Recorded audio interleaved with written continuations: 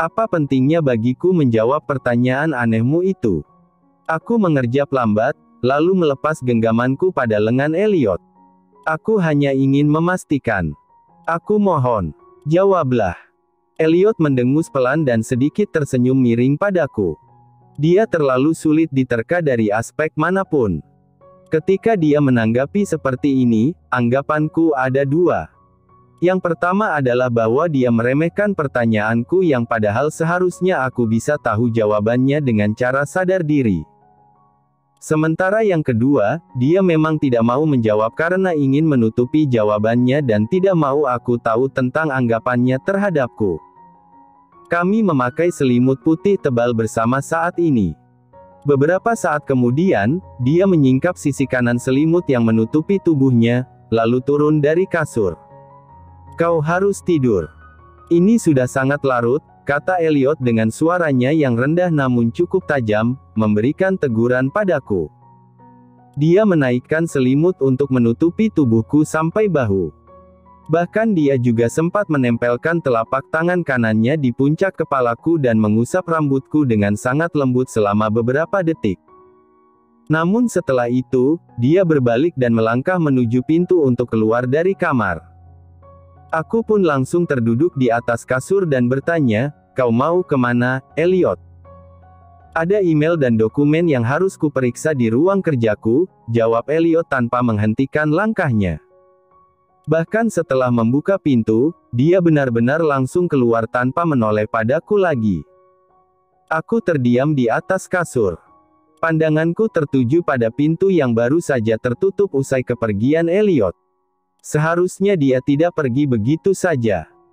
Ketidakberadaannya di dalam kamar ini maupun di sampingku, membuatku jadi terbebani oleh pikiran berlebih dan mempertanyakan banyak hal. Aku khawatir pertanyaanku tadi membuatnya marah. Mungkin dia marah karena tidak suka melihat bagaimana aku mempertanyakan soal istri kontrak seolah aku berharap dia menganggapku lebih dari itu. Namun, dia tidak bisa marah atau bersikap keras padaku yang sedang hamil, makanya dia pergi untuk menghindar. Itu kemungkinan pertama, dan aku meragukannya. Sebab, wajah tegas Elliot hanya tampak serius sebelum pergi, dia tidak terlihat sedang menahan amarah. Dan kemungkinan kedua, aku berpikir kalau dia hanya tidak mau membahas persoalan tersebut, makanya dia menghindar sebagai bentuk peringatan padaku agar tidak banyak tanya. Aku tidak mengerti. Aku adalah tipikal orang yang selalu butuh kejelasan lewat kata-kata, tetapi Elliot justru adalah orang yang anti menyampaikan sesuatu secara langsung lewat mulut. Dan sejujurnya, aku berharap ia menjawab pertanyaanku. Aku berharap bisa mendengar jawabannya dengan kalimat, "Aku tidak menganggapmu begitu lagi. Kau lebih dari sekadar istri kontrakku, Lily. Ini memalukan. Kau mau merusak nama rumah sakit ini dengan kelalaianmu. Mengapa bicara begitu pada keluarga pasien? Aku minta maaf, Dok. Kupikir itulah yang harus kukatakan karena tadi kondisi pasien terlihat sekarat. Aku baru keluar dari salah satu ruangan dan langsung mendengar suara dua orang pria yang sedang bicara serius. Intonasi suaranya tidak keras, justru normal saja. Namun karena jaraknya dekat denganku, aku jadi dapat mendengar. Pandanganku tertuju pada Dr. Nolan yang seperti sedang menegur seorang dokter residen bedah umum. Aku tidak tahu apa yang terjadi, karena memang baru beberapa menit yang lalu aku keluar dari kamar rawat inap setelah dimintai bantuan oleh spesialis bedah umum untuk memeriksa suhu tubuh seorang pasien rawat inap yang mengalami gangguan hati. Jangan ulangi lagi. Kami akan berusaha semaksimal mungkin, hanya kalimat itu yang perlu kau sampaikan pada keluarga atau wali pasien agar mereka tidak panik, bukan malah membuat mereka ketakutan dengan berkata kalau pasien kemungkinan tidak bisa tertolong dengan cara apapun. Nyatanya kau keliru, kan? Dokter bedah yang memeriksa justru menyatakan kalau pasien hanya mengalami cedera tulang bahu dan akan segera membaik, tutur Dr. Nolan. Baiklah, Dok. Maafkan aku. Aku tidak akan mengulanginya. Dr. Nolan menghela napas. Dia berbalik setelah menyuruh dokter residen itu kembali ke dalam salah satu kamar rawat. Dia melangkah di sisi koridor untuk menuju lift. Ketika melihatku, langkahnya melambat dan dia tersenyum simpul. "Apakah ada masalah?" tanyaku setelah aku beranjak ke sebelah Dr. Nolan dan berjalan beriringan dengannya. "Tidak. Hanya sedikit kekeliruan yang dilakukan residen tadi," jawab Dr. Nolan.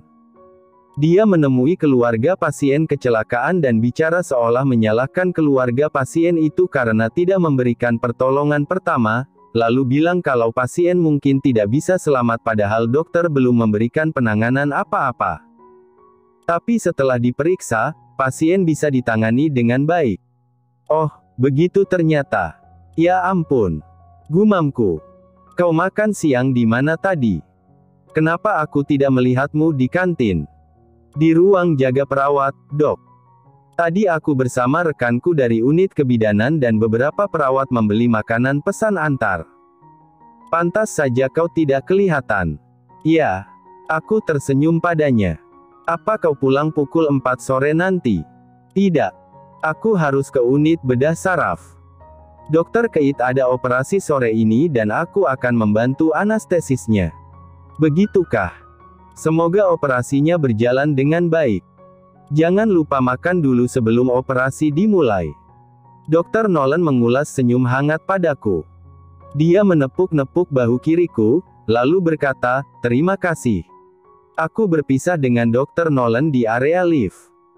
Dia menaiki lift untuk ke lantai 15, sementara aku turun ke lantai 2 untuk ke ruanganku, karena perawat mengabari ada pasien dengan keluhan masalah lambung yang perlu diperiksa. Sekitar pukul 4 sore kurang beberapa menit, setelah selesai memeriksa pasien dan sudah memberikan resep obat, perawat menemani pasien untuk keluar dari ruang periksa. Aku masih duduk di kursiku dan mencatat beberapa keperluan saat tiba-tiba pintu diketuk dari luar. Aku sendirian di ruangan itu karena dokter yang menempati ruangan yang sama denganku sedang bertugas di IGD hari ini. Perawat yang membantuku memang sedang keluar, tetapi kupikir yang mengetuk itu adalah pasien selanjutnya. Barangkali memang masih ada antrean pasien dengan penyakit ringan sebelum aku pulang. Jadi, aku menyahut untuk mempersilakan masuk. Aku memindahkan pandanganku dari catatan, lalu menatap ke arah pintu setelah pintu itu terbuka. Aku sudah buka mulut untuk menyapa, tetapi langsung terdiam ketika melihat kemunculan seorang pria tinggi berkemeja hitam. "Elliot," gumamku terkejut. Sejak kemarin malam saat Rachel Jordan datang ke rumah, aku tidak banyak berinteraksi dengan Elliot. Bahkan pukul 2 dini hari ketika aku terbangun dari tidurku, itu pun aku hanya bicara sebentar dengan Elliot sebelum akhirnya dia pergi meninggalkanku sendirian di kamar. Sampai pagi hari aku bangun tidur, aku menyadari kalau semalaman penuh Elliot mendekam di ruang kerjanya. Aku dirundung kekhawatiran kalau dia marah padaku, dan sampai aku berangkat bekerja ke rumah sakit, tak sekalipun aku bertemu lagi dengan Elliot. Aku bahkan tidak tahu apakah dia masih di ruang kerjanya saat aku berangkat, atau justru dia sudah berangkat duluan ke kantornya bahkan saat aku belum bangun tidur. "Kenapa kau ke sini?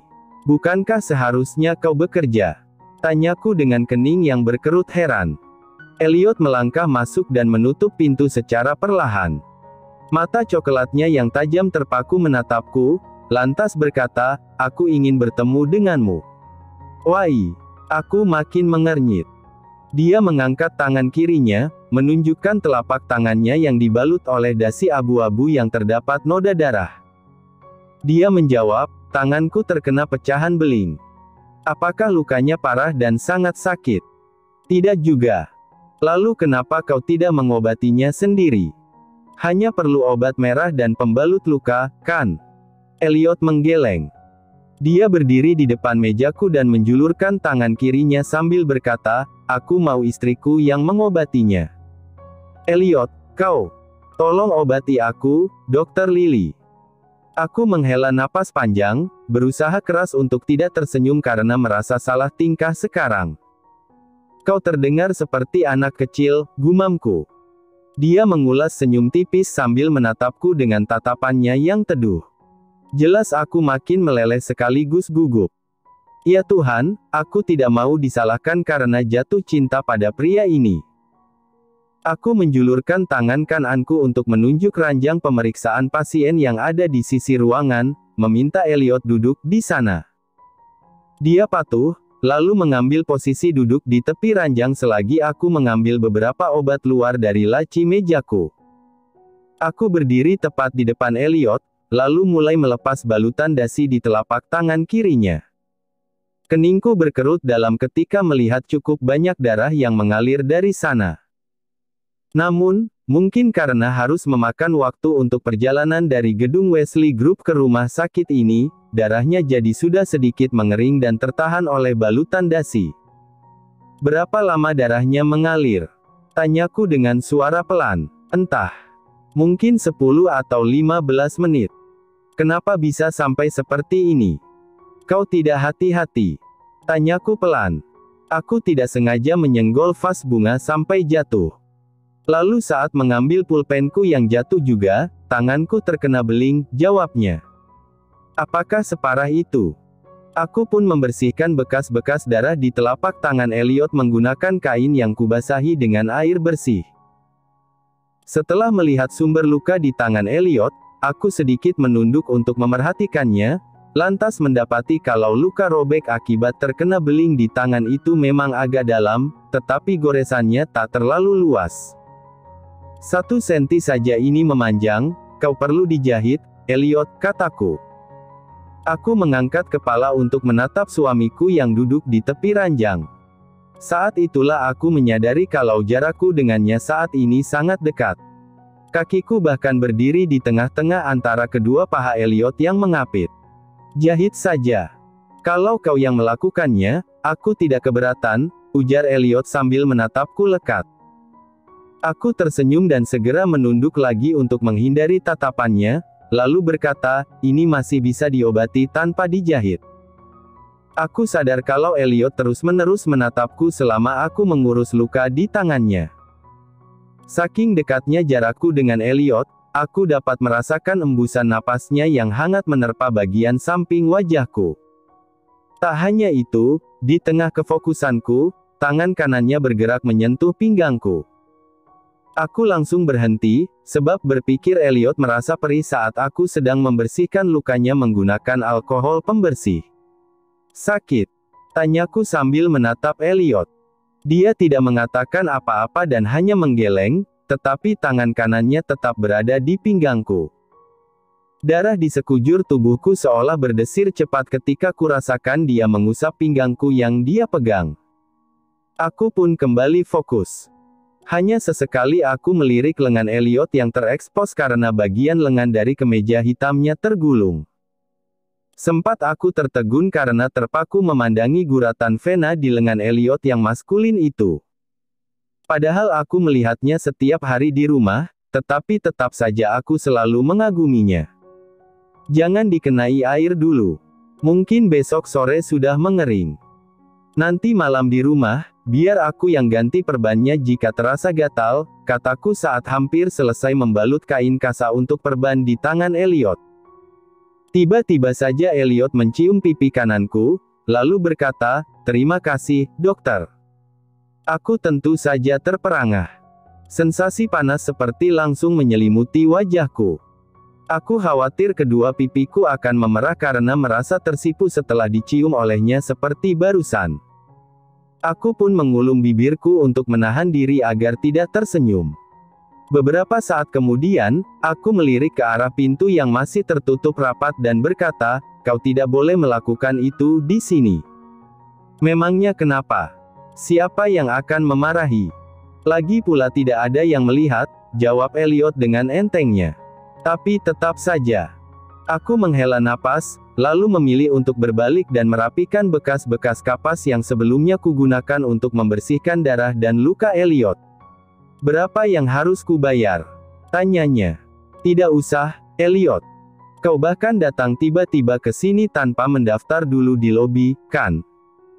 Lagi pula perban dan obat-obatan yang tadi kugunakan adalah milikku pribadi, jawabku. Dia masih duduk di tepi ranjang, memerhatikanku kemanapun aku melangkah. Setelah selesai mengembalikan peralatan ke laci mejaku, aku pun kembali ke hadapan Elliot, berdiri sekitar setengah meter dari tempatnya duduk. Kau ini memang suka sekali muncul tiba-tiba, ya? Kau mendadak pergi dari kamar dan menghilang semalam, lalu aku sama sekali tidak melihatmu lagi sampai pagi. Dan sore ini, kau mendadak muncul, ujarku. Elliot sedang menunduk untuk memerhatikan telapak tangan kirinya yang diperban.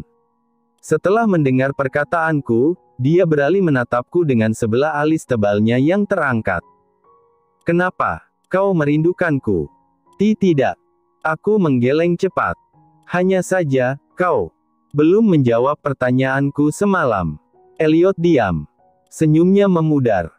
Dia memandangiku dengan intens dan agak mengintimidasi sebelum berkata, menurutmu sendiri, aku akan memberikan jawaban apa?